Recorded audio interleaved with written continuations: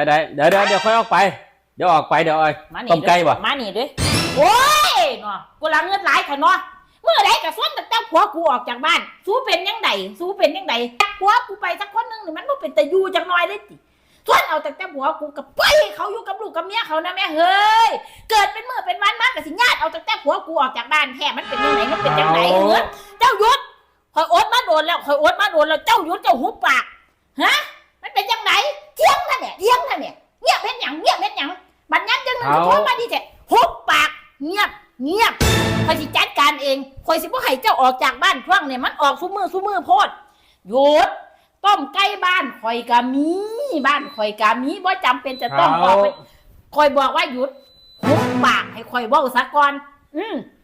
บ่ต้องเป็นบ่ต้องจำเป็นเจ้ากับเบิ่งเนี่ยเจ้าคุยกับไผน่ะอีแม่เด้น่ะนะอะโอ้ยเนาะ